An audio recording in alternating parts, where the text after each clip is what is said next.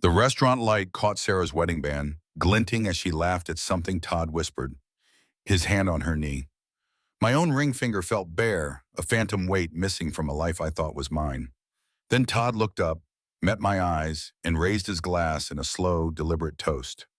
Monday morning had started like any other. The kitchen smelled of stale coffee and the faint sweetness of Sarah's fruit smoothie, remnants of her quick exit. I sifted through the mail on the granite counter, mostly bills and flyers, when I spotted the official-looking envelope from Honda. It was addressed to Sarah. Important safety recall notice, the bold letters declared, centered above her name. Her name. Not ours, just hers. I tore it open, expecting it to be something minor. Another one of those advisories that meant nothing. Inside, the details for her company-leased 2023 Honda Accord were clear. An issue with the seatbelt buckle mechanism requiring immediate service. Sarah always let things pile up, especially car maintenance. She was already out the door for an early client meeting, a routine that had become more frequent over the past few months. Her car was gone from the driveway. A small sigh escaped me. I picked up my phone, dialing the dealership number printed on the notice. The automated system cycled through options before connecting me to the service department. Honda Service, Greg Olson speaking, how can I help you? The voice was brisk, practiced. Yes, my wife, Sarah Miller, received a recall notice for her 2023 Accord, I said, trying to keep my own voice steady. I was calling to schedule an appointment. I gave him the VIN from the notice. A few clicks and taps sounded from Greg's end. Miller, Sarah. Ah, yes, I have the record here for the recall on the seat belt buckle, correct? That's the one, I confirmed. Well, sir, it looks like this service was already completed, Greg stated, his tone flat, purely factual. Dated November 18th. My brow furrowed. November 18th, that was 3 weeks ago. It was, I asked, surprise evident in my voice. Sarah hadn't mentioned anything. She was usually good about telling me when she took the car in, or at least when she intended to. Are you sure that's the correct car? Yes, sir. VIN matches the notice you read off, Greg replied, unperturbed. A beat of silence followed, a hesitation that was just long enough to feel significant. She brought it in herself, with her husband. The words hung in the air, heavy and unexpected. Her husband. My heart began to pound, a slow, deep thud against my ribs. Her husband? I repeated, the question sharper than I intended. A cold knot started to form in my stomach. I was out of town on November 18th. Who was with her? Greg cleared his throat, a small professional sound. Let me just check the notes here. Yes, alternate contact listed Todd Adams. He was with her for the drop-off and pickup. Todd Adams. The name hit me like a physical blow.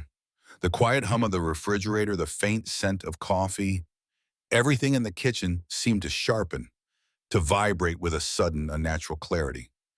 I need to see those records, I said, my voice tight, demanding. The politeness had vanished. I'm coming down there. Now. I hung up without waiting for a response. My hands shook slightly as I grabbed my car keys from the hook by the door. On my way out, I snatched my phone and pulled up my digital calendar. November 18th, 3 weeks ago, a Saturday. I scrolled back, confirming the entry. Conference, Chicago.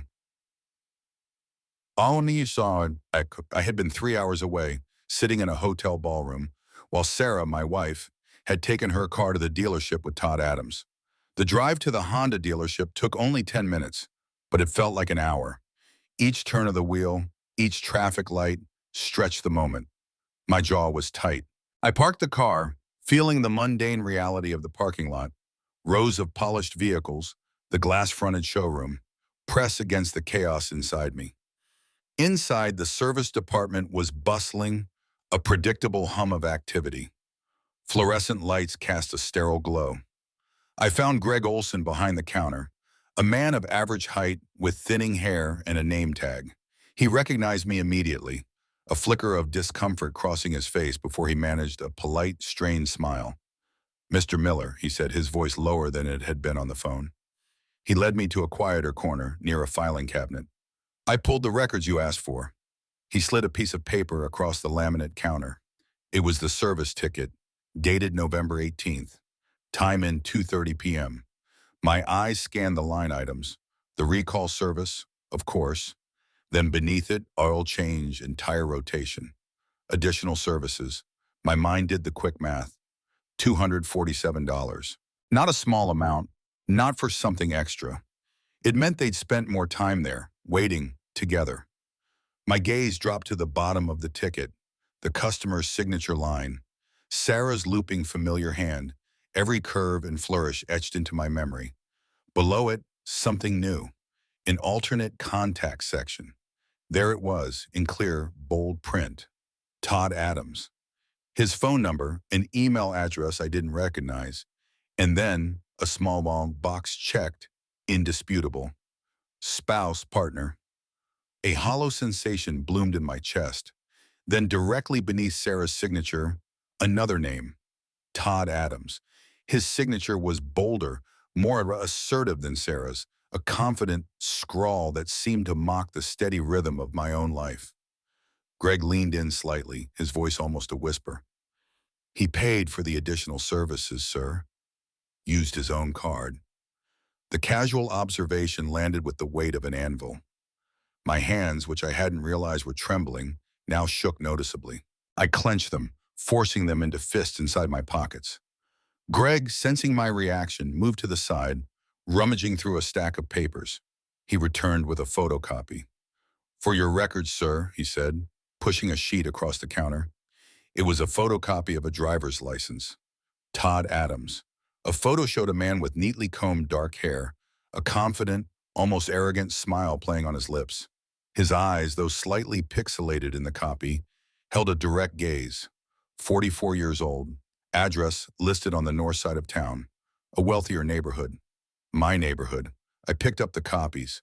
The paper felt cold, crisp. The details were undeniable, laid out in black and white, stark and definitive.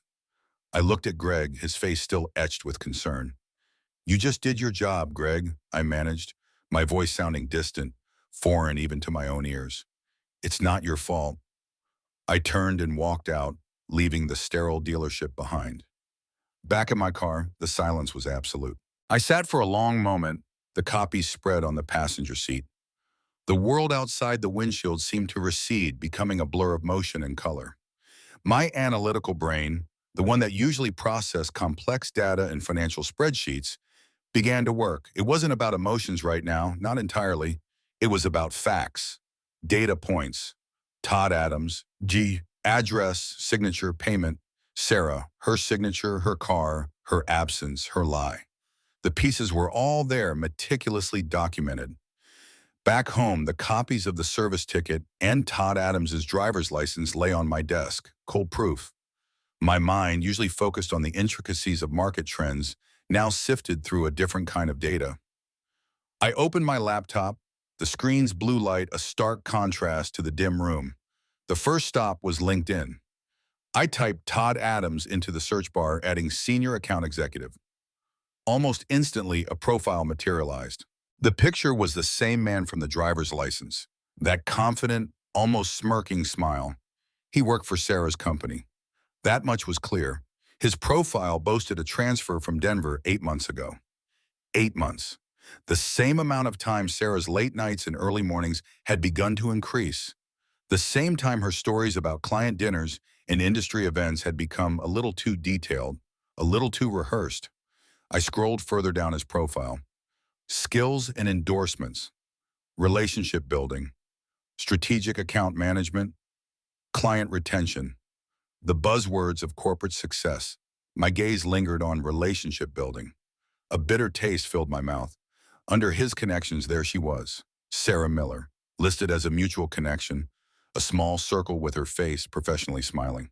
It felt like a gut punch, seeing her name intertwined with his in the digital space. A public acknowledgement of a professional bond that had clearly become something far more intimate. Leaving LinkedIn, I moved to Facebook. It was a long shot. People often kept their personal lives guarded there. I found his profile quickly. Todd Adams, private, as expected. But his profile picture was public, a crisp, professional headshot, a slight tilt of his head, eyes looking directly into the camera. the same confident smile. Below it, a small section of his bio visible to the public. New chapter, new opportunities. And then, unmistakable, his relationship status. Single. Single. The word resonated, cold and clear. I clicked on his public post, scanning for any crumbs of information. There weren't many, but the ones I found, dated 4 to 6 months ago, painted a picture. Sometimes the hardest decisions lead to the best outcomes. Another, starting fresh, embracing new directions. And they sounded like the pronouncements of someone emerging from a significant life change. Someone trying to spin a difficult transition into a positive narrative. A suspicion, a chilling possibility began to solidify. If he was starting fresh, if he had just made hardest decisions, what did that imply? I minimized Facebook and opened a new browser tab. Public records, I typed. Divorce filings. I added Adams, Todd A., and the city, the state. The search results loaded, and there it was, presented without fanfare, without emotion, just a line of text in a government database. Adams, Todd A. versus Adams, Brenda L. Filed 6 months ago, finalized 4 months ago. The dates clicked into place with horrifying precision.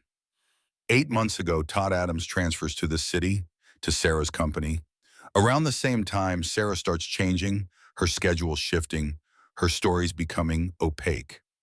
6 months ago, Todd files for divorce. 4 months ago, his divorce is finalized, and he declares himself single and starting fresh on social media. 3 weeks ago, on November 18th, he takes Sarah's car in for service, paying for extra maintenance, listed as her spouse, partner. The timeline was undeniable, a brutal narrative laid bare by public records and digital breadcrumbs. Each piece of information, cold and factual, built an irrefutable case. The initial jolt of the recall notice, the dealership's records. Now this, the picture forming was not one of a sudden mistake, but of a calculated, unfolding deception. The quiet hum of the house, the familiar scent of lemon polish and old books offered no comfort. I sat at my desk, the glow of the screen reflecting in my eyes, feeling less like a husband and more like an operational manager overseeing a particularly complex and unpleasant investigation. My personal feelings were compartmentalized, locked away, while the analytical part of my brain took over, processing inputs, tracing connections. I remembered Sarah's old company login credentials, ones she'd given me years ago when I occasionally helped her troubleshoot a minor issue. She'd never changed them, never revoked my access. The thought was a small, sharp twist of irony. I typed them in, and the company portal sprang to life. First, the directory. I searched for Todd Adams. His internal profile confirmed what LinkedIn had already stated, senior account executive. And then, the critical detail. He reported to the same regional sales director as Sarah. They were on the same team operating under the same umbrella. The professional proximity was undeniable. Next, I navigated to Sarah's calendar. It was still shared with me. Another oversight, another forgotten digital tether. I scrolled back month by month, tracing the past 6 months, then 8. The pattern emerged with chilling clarity. Before Todd's arrival, Sarah's overnight business trips were sporadic, maybe once a quarter. After he transferred from Denver, they doubled, then tripled. What she had casually dismissed as a busy spell at work or new client acquisition drives now presented itself as a meticulously documented deception. I opened Todd Adams's internal calendar. It was public within the company, a standard practice for coordinating meetings.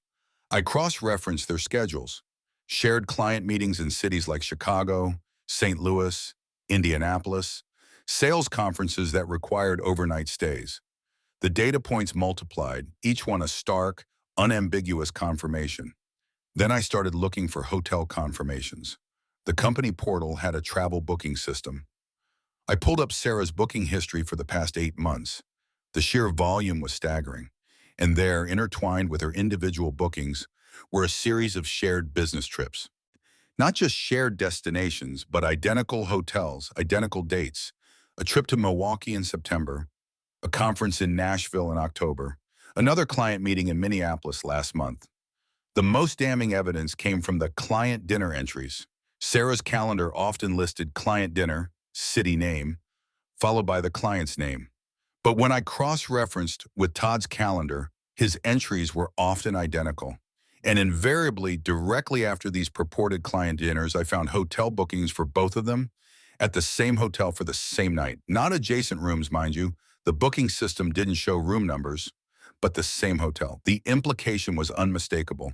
The pattern too consistent to be coincidence. I started exporting everything: calendar entries, booking confirmations, internal emails about team travel. Each download was a precise blow. Each file saved a piece of the growing, undeniable evidence. The data accumulated, a digital dossier of betrayal. Beneath the cool, methodical analysis, a cold, systematic rage began to build. It wasn't the explosive kind, but a deep, unyielding current, a silent fury that sharpened my focus rather than clouding it. This wasn't just about discovery anymore. It was about documentation. The investigation, as I now thought of it, extended into our home. My operational manager mindset was fully engaged. I began to watch Sarah, not as her husband, but as a silent observer, cataloging her habits. Her phone was always clutched close, face down on tables. She had answered texts with a quick, almost furtive glance, a slight smile playing on her lips before she'd quickly put it away.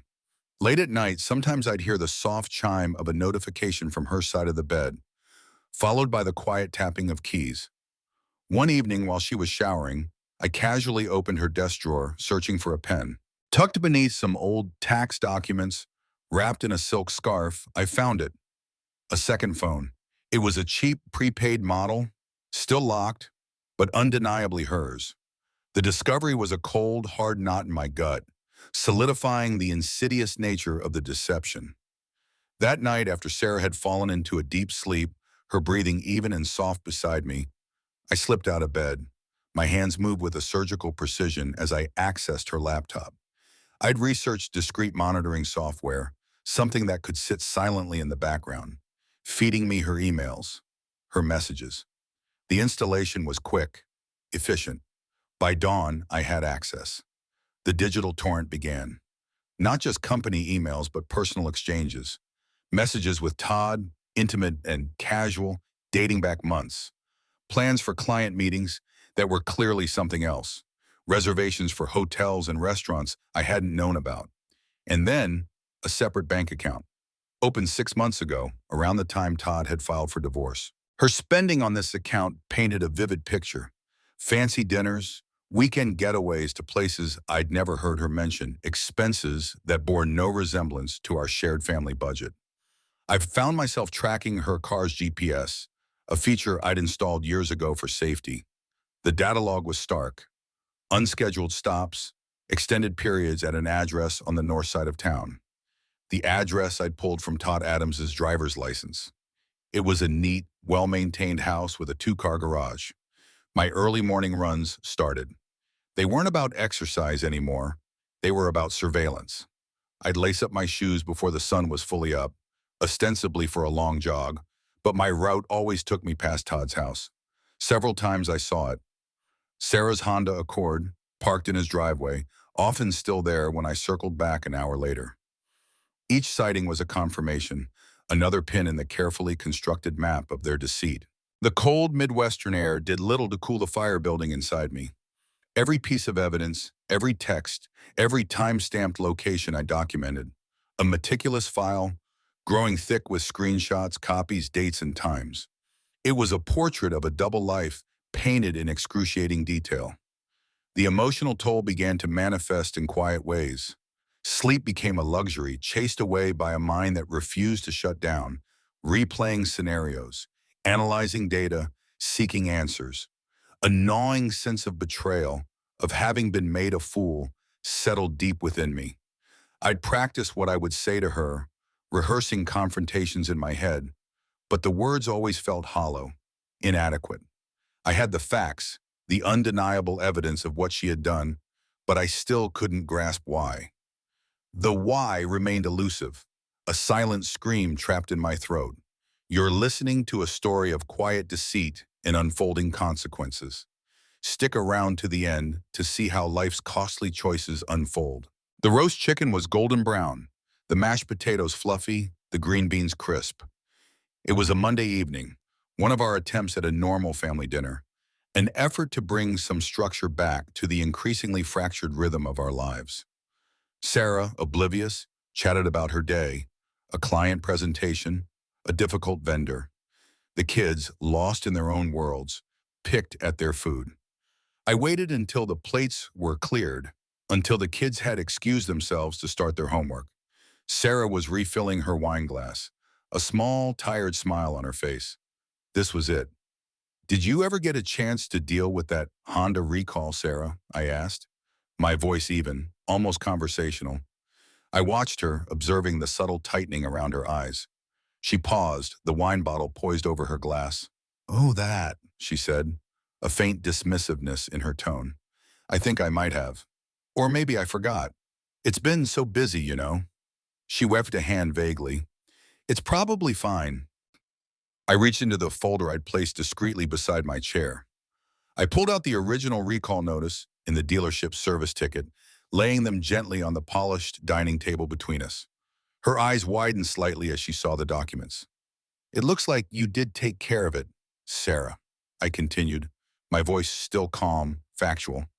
On November 18th, and it seems you had some additional service done too, an oil change, tire rotation, $247.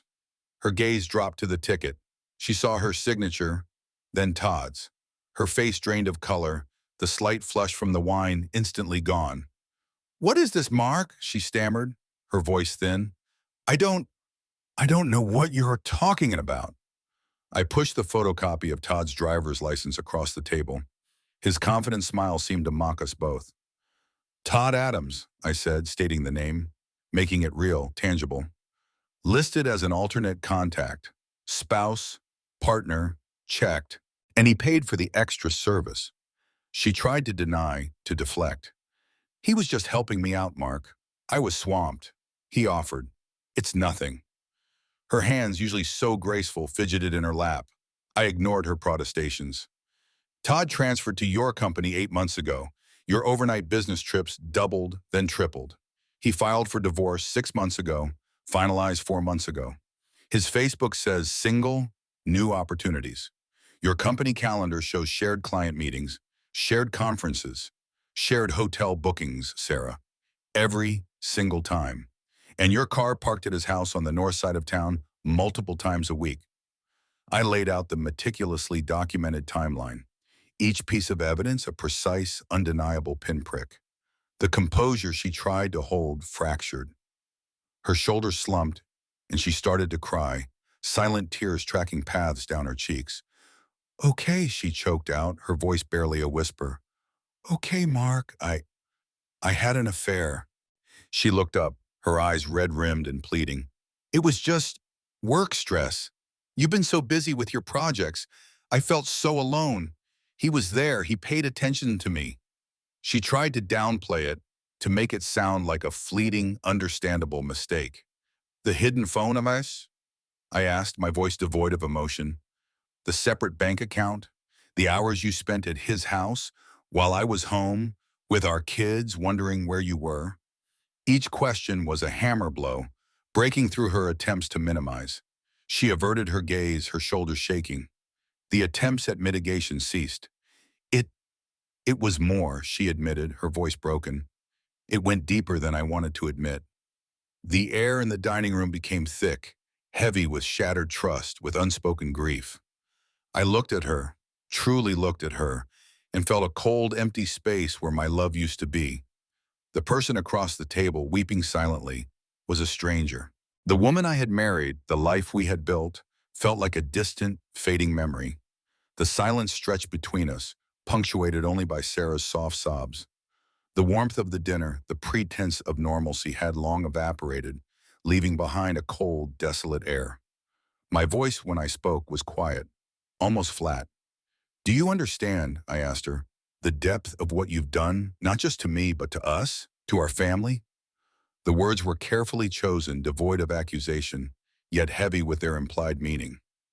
Sarah lifted her head, her eyes swollen and red. He said he loved me, she whispered, her voice fragile. He said we could have a new life, a future together. She clung to the words as if repeating them could make them true. I paused, letting her words hang there, stark and exposed. Then I picked up my phone, opening the public records. Todd Adams filed for divorce 6 months ago, I stated, reading from the screen. Finalized 4 months ago. And his Facebook profile, which is public, states single. Not in a relationship, not complicated, but single. Do you think a man truly committed to a new life with you would still list himself as single on social media, especially after his divorce was finalized? Her gaze dropped to her hands, clasped tightly in front of her. The illusion she had woven, the fantasy Todd had painted, began to unravel before her eyes. The realization, slow and painful, seemed to wash over her. A tremor went through her body. He told me it was just for appearances, she stammered, but the conviction was gone. The doubt was visible, that it was too soon to change his status. A fresh wave of tears started. He could be manipulative, Mark. Sometimes he'd push me to do things I wasn't comfortable with. Stay out later, spend more money, keep things from you. She was starting to see him, perhaps not just through the lens of infatuation, but with a flicker of objective clarity. A rebound, an ego boost. The thought seemed to physically sicken her. So what now, Sarah? I asked, pushing her further, forcing her to confront the immediate, devastating consequences. What are your plans? What have you chosen? I watched her closely, searching for any sign of the woman I knew, the woman who made decisive choices. Do you still want to be part of our life, our family, or have you already chosen a different path? The one Todd promised you. She was distraught, her face a mask of anguish. The idealized future with Todd, the escape she had imagined, was crumbling, revealing the harsh, cold reality of a broken home, of betrayed trust. She looked around the dining room at the familiar walls, the furniture, the remnants of a life she had systematically dismantled. I don't know, she choked out. I honestly don't know. The words were an admission of complete disorientation, of being utterly lost. If there's any path forward, I stated, my voice firm despite the hollowness inside me, it starts with absolute honesty. No more hidden phones, no more secret accounts, no more lies.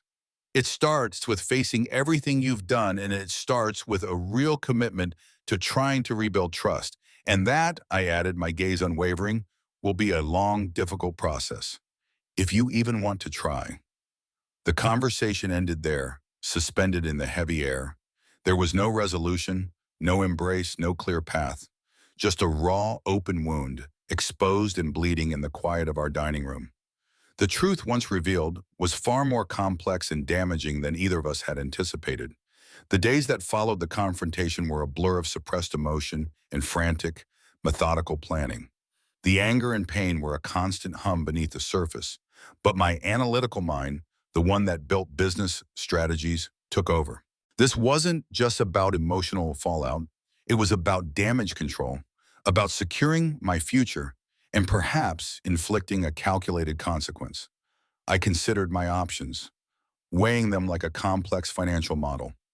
Divorce, the cost, the disruption, the impact on the children. Reconciliation, the monumental effort, the potential for failure. The shadow of mistrust that would always linger. Revenge, the fleeting satisfaction, the likely self-destruction. My Midwestern practicality, however cold, demanded a strategic approach. My first priority was financial protection. Discreetly, I consulted with a lawyer, a family friend who specialized in asset protection. He advised me on separating finances, safeguarding investments, documenting everything. I changed passwords on all joint online accounts, moved significant sums into accounts solely in my name, and began creating a detailed inventory of our assets. It felt cold, surgical, but necessary. Todd Adams. He couldn't be allowed to walk away unscathed, not after orchestrating such a deliberate deception. I had no desire for a physical confrontation or for any personal drama. My plan was to hit him where it mattered most, his career, his professional reputation. I began drafting anonymous reports, not to HR, but directly to Sarah and Todd's regional sales director. The reports detailed their inappropriate relationship, referencing specific dates, shared travel, misuse of company resources for personal gain, masquerading as client meetings. The evidence from Sarah's calendar and the travel bookings was undeniable. Then, a more personal, equally cutting blow. I found Brenda Adams online, Todd's ex-wife. I debated, then decided she deserved to know. I sent her an email, anonymous at first, then, after a brief exchange, shared a redacted version of my findings, the timeline, the shared travel, the spouse-partner designation at the dealership. I wanted her to understand, to see the pattern, to realize she hadn't been alone in experiencing his calculated deceit. Her reply was brief, shocked, and ended with a quiet, thank you. At home, the atmosphere was suffocating.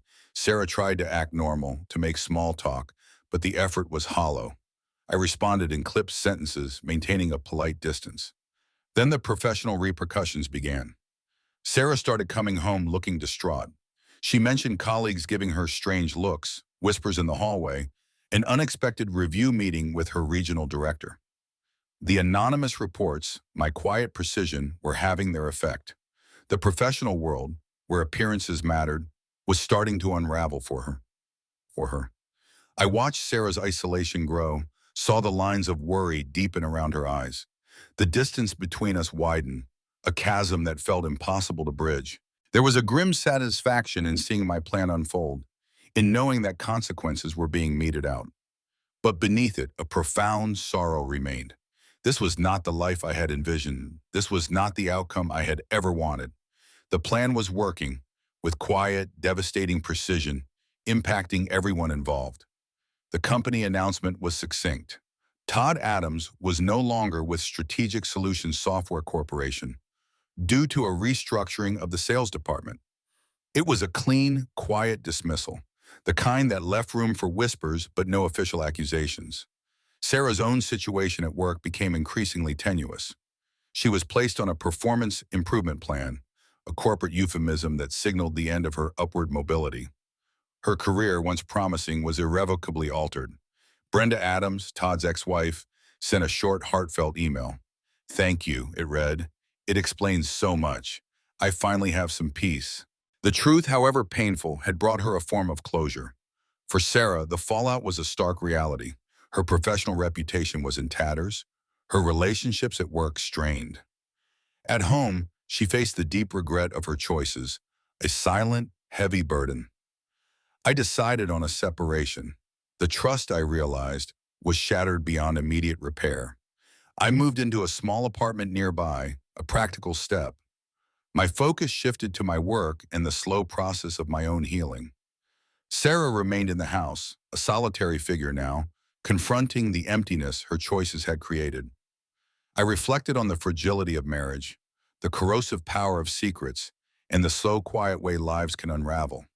I started to build a new routine, finding small moments of peace in the predictable rhythm of my days, even with the lingering ache of betrayal. The story ended not with a dramatic flourish, but with the quiet, everyday reality of two lives irrevocably changed, each paying their own kind of price.